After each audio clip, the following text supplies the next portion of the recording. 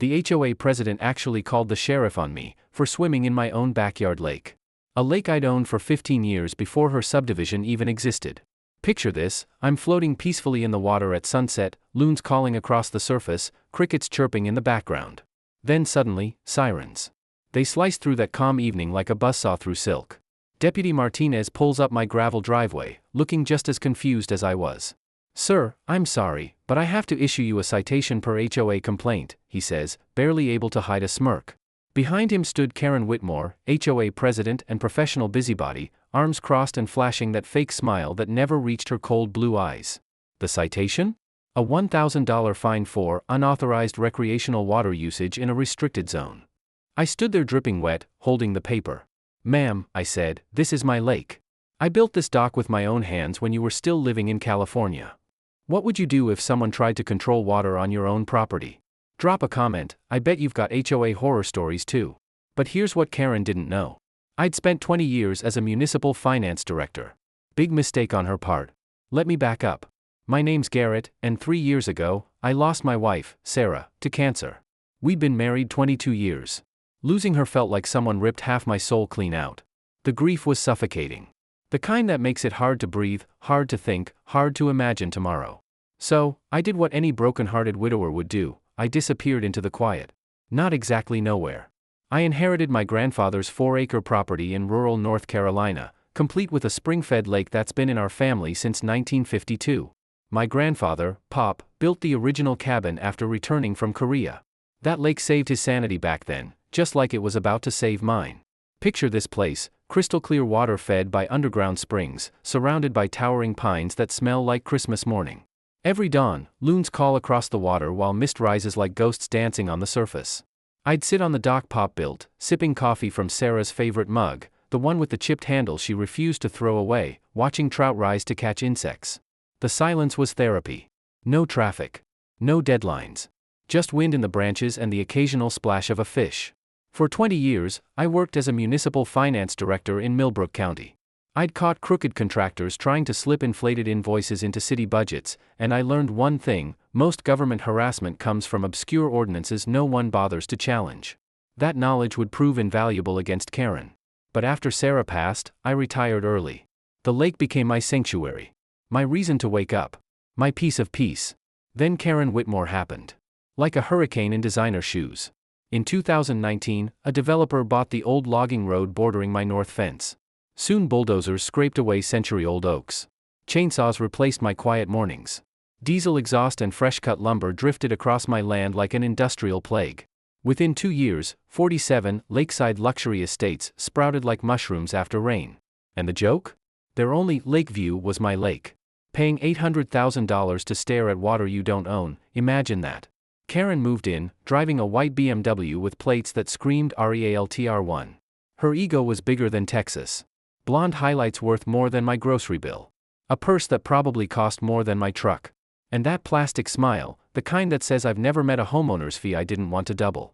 Within 6 months, she'd maneuvered herself into HOA president. Then came the campaign to civilize us country folk. It started small. She'd march across my gravel driveway in stilettos, clicking like a tap dancer having a seizure, carrying store-bought cookies. She'd gush about how my rustic cabin had such character, while her perfume drowned out the pine-scented air like cheap air freshener at a funeral home. When I declined her offer to buy my land for 60 cents on the dollar, her smile turned predatory. The mask slipped, and I saw the real estate shark underneath. Then came the complaints. First, about my unpermitted dock. I showed the county my 2008 permits, older than half her subdivision. Then, she claimed my trout were contaminating the watershed. The inspector actually laughed and said my lake water was cleaner than most municipal supplies. But Karen wasn't done. She dug deeper. And she found a forgotten ordinance from the 1920s about recreational water permits. The kind of bureaucratic fossil that survives in law books like a parasite. She convinced her buddies on the county commission, conveniently, her former real estate clients, to amend it retroactively. Suddenly, any lake activity within 500 feet of a residential development required HOA approval. My lake, in my family for 3 generations, was now subject to Karen's authority. And then she made her first big mistake. She called the cops on a grieving widower, just trying to heal in his own backyard. Bad move, Karen. Really bad move. Mrs. Whitmore, Megan asked, turning the camera toward Karen, "Do you have any evidence supporting your claims about water contamination?" Karen's answer was a masterclass in verbal gymnastics. She stammered about potential risks and community concerns, while her eye twitched, a tell I'd seen plenty of time sitting across from crooked contractors during budget meetings. That's when I decided to drop a little truth. "Megan," I said, "you might want to look into Mrs. Whitmore's history in California and Arizona. Interesting patterns emerge when you follow the paper trail." Karen went pale under her foundation. She knew I'd done my homework. The interview wrapped with Karen demanding equal time to present the HOA's side. Megan agreed, which turned out to be Karen's second big mistake. See, while Karen spent the week calling in favors, I spent mine gathering documentation. The station manager, Jim Patterson, was an old colleague of mine. Back in my municipal days, Jim and I had worked together on transparency initiatives. Small world. The follow-up segment aired the next Thursday. Megan Torres delivered a balanced report, but the contrast was brutal. Karen contradicted herself multiple times, grew defensive at simple questions, and even admitted she'd never tested the subdivision's well water, the very thing she claimed I was contaminating. Meanwhile, I sat calm, binder in hand, backing every statement with hard evidence. The visual was striking, Karen unraveling on camera while I looked like some kind of bureaucratic superhero armed with receipts. Community response was overwhelming.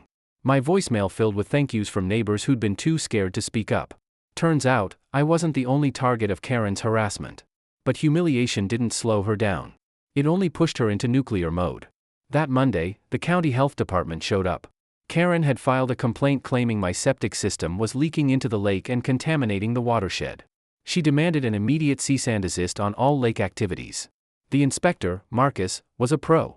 He showed up with proper credentials and actual authority. I welcomed him in, even offered coffee while he worked.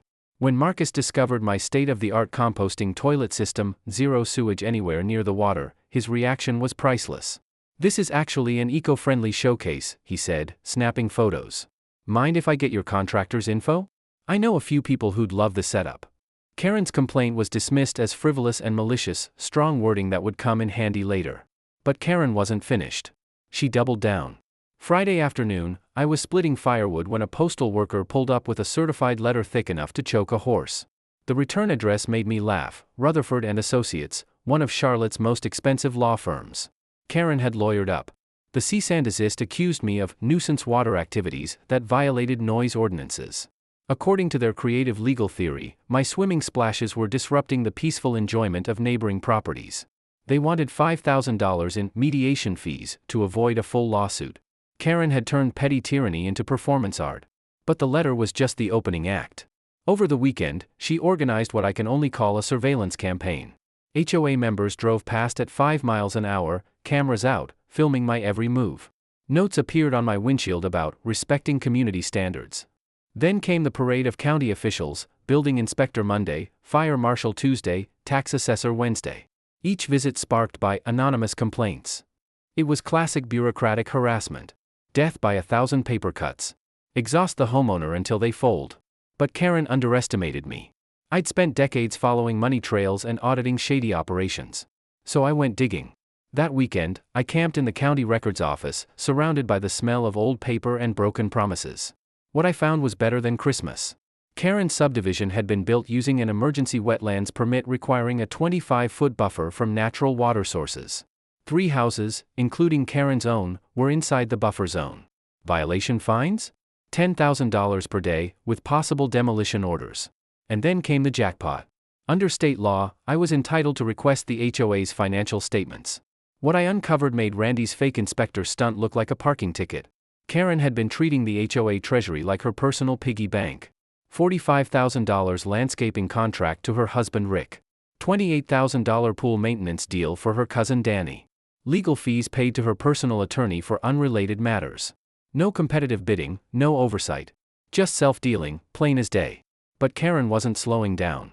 She filed for a restraining order, claiming I was stalking HOA members and had threatened violence.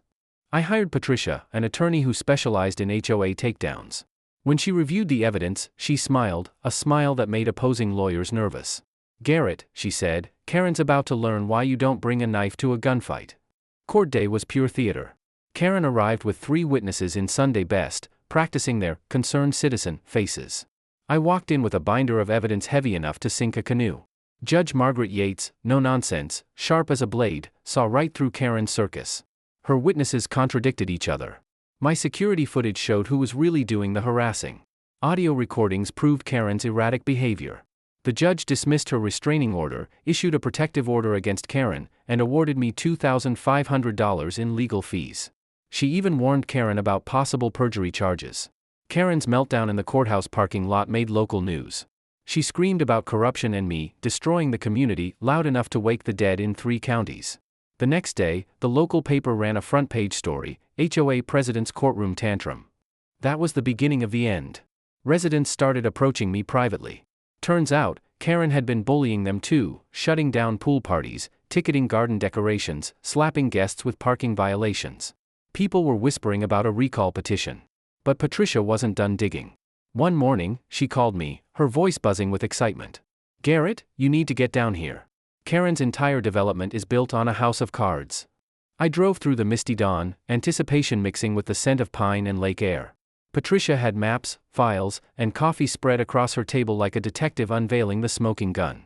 Her discovery was stunning. The subdivision violated the original county master plan. That land had been zoned for low-density rural residential, a max of 16 homes on the 95-acre parcel. Karen's developer had jammed in 47. How? By exploiting an emergency housing provision after Hurricane Florence. A temporary variance. One that expired in 5 years. Karen's subdivision variance would end December 15, just 6 months away. If it wasn't renewed, 31 homes would have to be demolished.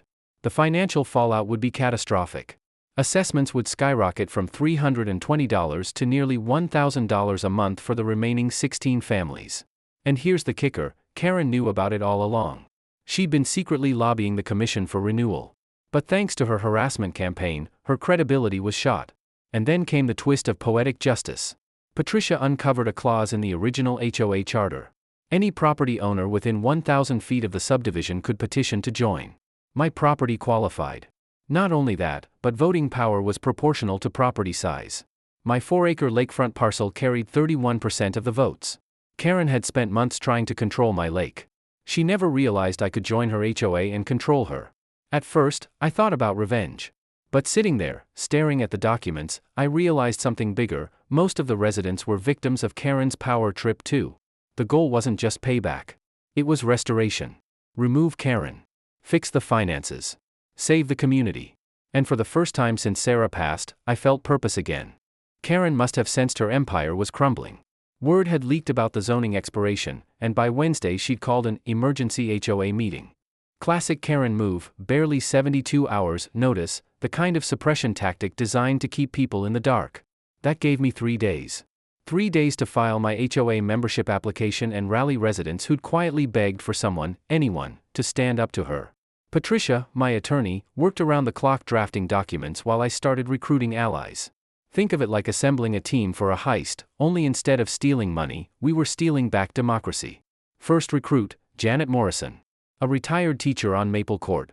2 years' worth of notebooks documenting every HOA fine, surprise inspection, and silenced resident. Karen once fined her $200 for a birdbath. Apparently concrete doves didn't fit the HOA's architectural vision. When I called, Janet didn't hesitate. "Mr. Henderson, I've been waiting for someone to stand up to that woman. What do you need?" Second recruit, Bob Martinez. An accountant with a dangerous talent in Karen's world, he could smell bad numbers. Over eggs and bacon at the diner, he slid a spreadsheet across the table. $43,000 in expenses that didn't add up. Landscaping bills twice the value of actual work, pool maintenance contracts paid daily for service performed weekly, legal fees that mysteriously included Karen's divorce attorney. Bob grinned. Numbers don't lie. But Karen's been lying for 3 years. Third recruit, Lisa Park. A civil engineer who designed the subdivision's drainage system before Karen modified it without permits. The changes sent runoff straight into my lake. She cut corners to save money, Lisa told us, spreading out maps on my cabin table. If the state environmental agency gets wind of this, the entire subdivision could be fined into oblivion. By Friday, our war room looked like a general's tent before D-Day. Patricia stacked 3 binders of evidence, 1 financial, 1 legal, 1 environmental. The plan was surgical. Bob exposes the fraud, Janet shows the human cost, Lisa nails her on infrastructure, and I file my membership application to trigger a board election. With my 31% voting share, Karen's regime wouldn't just wobble, it would collapse. But Karen? She wasn't going down quietly. That week, she went full scorched earth. 11:47 p.m. Friday night, she texted Janet, spreading lies about HOA business is grounds for defamation. Monday, she called Bob's firm, accusing him of misusing company resources. Tuesday, she filed a complaint with the state board, trying to tank Lisa's engineering license. And for me? She filed a police report claiming I'd threatened her during our boundary dispute. Unfortunately for her, my security cameras recorded the whole thing. Karen wasn't fighting fair. She was flailing. And then came Saturday morning, the showdown. We pulled up to the community center at 9:30, documents in hand, only to find a handwritten sign taped to the door, meeting relocated to 847 Maple Court. Due to security concerns. Her garage. Karen had moved the meeting for 47 households into a 2-car garage. 15 people could fit if half of them skipped breakfast. The air smelled like motor oil and desperation. Patricia objected immediately. Bylaws require adequate space for all members. Karen smirked. Security threats require limited attendance. By the time neighbors arrived, they were stuck standing in her driveway in October air, shivering and angry. Nothing exposes petty tyranny faster than making people freeze outside because you're afraid of democracy. When I presented my membership application, Karen lost it. You don't even live here. You can't tell us what to do. Patricia calmly explained that my membership, and 31% voting share, was legally valid. Watching Karen's face when she realized her power circle had just been detonated? Priceless. The meltdown only escalated. She accused me of forging documents, bribing county officials, even being part of some Illuminati conspiracy. Residents shifted uncomfortably, her paranoia was showing. Patricia forced a vote to relocate. 18 yes, 5 no, Karen refused to acknowledge it, called the cops, and within 20 minutes Deputy Martinez showed up. Same deputy who once cited me for illegal swimming. This time, he shook his head. Ma'am, this is a civil matter. Work it out like adults. So we moved back to the community center. 47 households. 31 residents present, the biggest turnout in subdivision history. The energy was electric, like a powder keg waiting for a match. And Karen? She came in late, armed with an attorney on speakerphone. She tried to stall, but the residents wanted answers. When Bob confronted her about the $45,000 landscaping contract, she called it proprietary information. Bob dropped the public records on the table. Her husband Rick turned pale. Cornered, Karen went nuclear. She attacked me personally. She dragged Sarah's death into it, implying I was unstable, dangerous, a threat to children. The room went silent. Even her allies recoiled. That was the moment Karen crossed a line she couldn't come back from. Janet stood up, voice shaking. Karen, you fined me $200 for a birdbath. When did we become this cruel to our neighbors? The dam burst. One by one, residents shared their own stories of fines, harassment, and intimidation. The control Karen had wielded for years disintegrated in real time. I stepped to the podium, binders in hand. Karen screamed, I won't let you destroy our community. I looked her dead in the eye. I'm not here to destroy it. I'm here to save it. And that's when the real match struck the powder keg. Tuesday night, Karen's little empire finally cracked. Her enforcer, Wade, got sloppy. Mrs. Patterson caught him peeking through her windows with a camera. Deputies swarmed in, and within minutes he was cuffed for trespassing and intimidation. To save himself, he immediately threw Karen under the bus. The arrest report spelled it out in black and white. Wade had been hired by HOA President Karen Whitmore to spy on her neighbors. By Thursday, my investigator delivered the final nail. A thick report, pages and pages of Karen's history. Turns out, this wasn't her first community coup. She'd run the exact same scam in California, Arizona, and Florida, take over the HOA, embezzle, then vanish before charges could stick. 2 criminal cases were still pending. 1 civil judgment? $127,000, unpaid. Karen wasn't just a bad neighbor. She was a professional community destroyer. And Friday morning, when I saw a U-Haul hitched to her BMW, I knew she was planning to run. That night, the community center was packed. 67 residents. The biggest crowd this neighborhood had ever seen. Channel 7 News set up in the back. County Prosecutor Williams sat quietly in the corner, Detective Hayes at his side, waiting for Karen to incriminate herself on camera. Deputy Martinez guarded the door in case things got ugly. Karen strutted in late, dripping with jewelry she'd bought with our dues. Her husband Rick? Gone. Already fled to Oklahoma with their cash. From the start, she tried to control the meeting. Shortened agenda. Limited questions. Security concerns, she claimed. But when Patricia stood up, everything shifted. The review period expired yesterday, she announced. Mr. Henderson is now a full HOA member, with 31% voting share. Karen's face went white. The room erupted. For the first time, her power was gone. I stepped to the podium with 3 binders. My voice steady. I'd like to present some financial irregularities for board review. Karen exploded. You can't discuss confidential HOA business. I turned to the news camera. Ma'am, embezzlement isn't confidential. It's criminal. The crowd gasped. Bob Martinez lit up the projector. Slide after slide. $67,000 billed for landscaping worth $23,000. Daily pool maintenance billed, weekly visits documented. Legal fees paying her divorce lawyer. Each number, each receipt, like a bullet shredding her facade. Karen snapped. She lunged at Bob's laptop, shrieking. Security camera footage flashed on the screen, money transfers from HOA accounts straight into her personal bank. Then came the photo. Karen at a Florida beach condo, champagne glass in hand. Caption, finally mine. Same day she drained $85,000 from HOA funds, money homeowners thought went to roof repairs. The room was stunned. Some residents actually cried. Then I advanced to the final slide. Ladies and gentlemen, I said, meet Karen Whitmore Johnson. 3 states. 3 destroyed communities. Criminal fraud charges pending. The crowd erupted in outrage. Karen's last mask cracked. She screamed wild lies, claimed I'd poisoned water, stalked children, even waved a forged doctor's note. The paper was so fake the audience laughed out loud.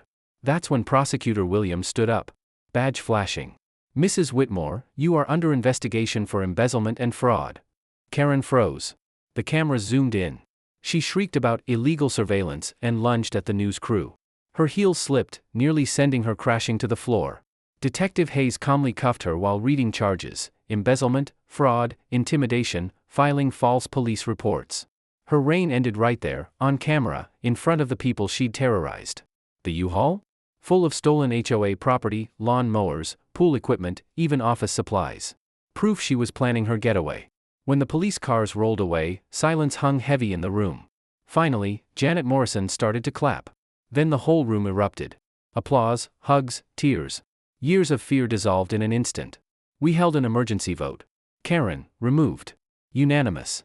A new board was elected, Lisa Park as president, Bob as treasurer, Janet as secretary. When asked if I wanted a seat, I shook my head. I'll advise. My lake is always open. It's time we act like neighbors again. That night, for the first time in years, people lingered. Talking. Laughing. Making plans. 6 months later Karen pled guilty. For years in state prison. Rick was dragged back from Oklahoma, 18 months for conspiracy. Wade, the fake inspector? Probation, banned from government work forever. We called it the transparency revolution. Every HOA record online. Competitive bidding on contracts. Quarterly town halls, not secret board meetings. And every single one of Karen's oppressive rules, gone. Property values rose.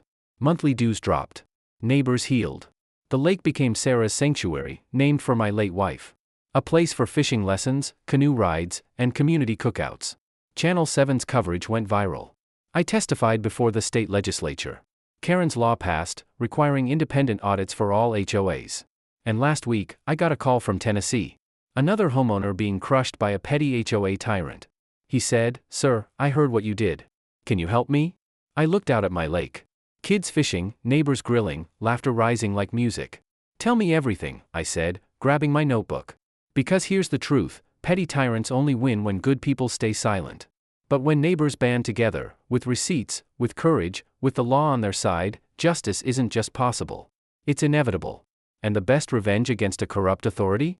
Building something better together. So if you've got your own HOA nightmare, drop it in the comments. I read every single one. And trust me, Karen wasn't even the worst. Next week's story? An HOA president tried to steal a veteran service dog. You won't believe how that one ends. Until then, I've got trout to feed, and a community to enjoy.